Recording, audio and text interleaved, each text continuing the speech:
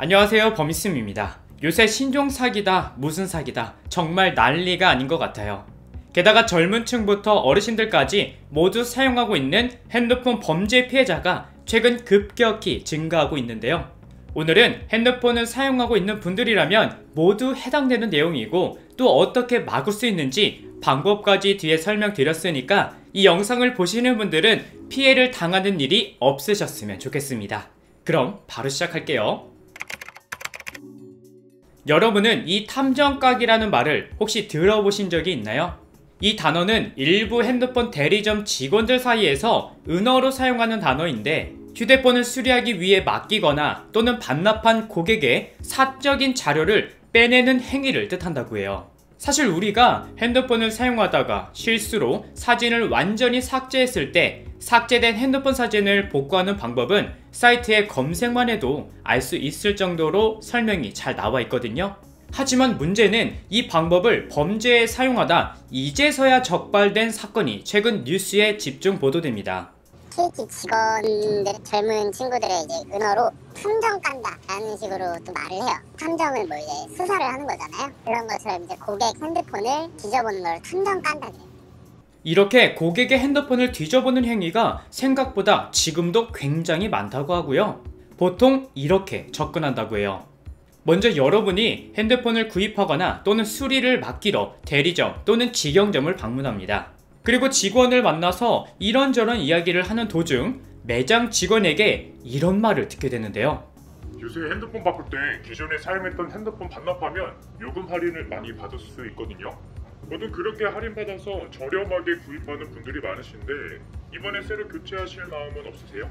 대부분 이런 말을 듣게 되면 솔직히 할인해준다니까 한 번쯤 고민하게 됩니다. 게다가 막상 핸드폰을 바꿀 시기가 온 분들은 이참에 최신 모델로 바꿔볼까? 라는 생각도 하게 되죠. 하지만 최근 한 KT 대리점에서 핸드폰을 반납한 여성의 사생활이 담긴 사진들이 고스란히 유출된 사건이 벌어졌다고 해요. 그러니까 기존에 사용하던 전화기를 반납하면 요금 할인해주겠다고 피해자를 유인해서 대리점 직원들이 범죄를 저지른 건데요. 어느 한 여성이 서울 홍대 근처에 있는 KT 대리점에 방문해서 핸드폰 요금 할인 상담을 받게 됩니다. 그리고 요금 할인의 조건인 핸드폰을 반납하라는 이야기를 듣고 여성은 매장에서 자신의 휴대폰에 있는 민감한 사진들을 직접 삭제하고 반납했지만 그 다음날 할인 조건이 조금 이상하다고 느껴져서 다시 매장을 찾아 휴대폰을 되찾아왔다고 해요. 근데 문제는 그날부터 생깁니다. 매장 아니었어요. 창고에 들어가 봤는데 한 3-4명 몰려갖고 나체 사진 같은 걸 돌려보고 있었고, 그러니까 하루도 안 되는 사이에 대리점 직원이 삭제된 사진을 모두 복원해 직원들과 돌려본 거고, 그 사진 속에는 다이어트 전과 후를 비교하려고 찍은 여성의 나체 사진들이 다수 포함되어 있었다고 합니다. 먼저 탐정가게의 사기 수법은 고객에 따라 달라진다고 하는데요. 보통 핸드폰에 대해서 잘 모르는 어르신들이나 여성 고객 앞에서는 공장 초기화한 것처럼 속이는 경우가 가장 흔하다고 해요. 그러니까 핸드폰의 경우 디바이스 전체 초기화를 눌러야 모든 사진과 동영상이 지워지는데, 그게 아니라 모든 설정 초기화만 누르고 고객을 속인다는 점이에요. 그리고 가끔 대리점을 방문해서 휴대폰 속 정보들을 따로 옮기는 분들도 계시는데요. 이때도 모두 유출될 수 있어 조심해야 한다고 합니다.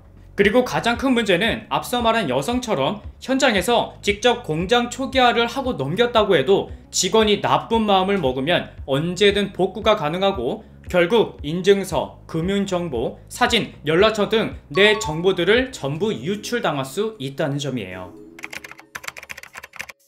분명 막을 수 있는 방법은 있습니다. 먼저 공장 초기화를 해도 복구가 가능하다고 앞서 말씀드렸는데, 정확하게 말하면 공장 초기화를 한 번만 하는 게 아닌 3번에서 4번 진행해야 완전히 삭제가 가능하다고 합니다.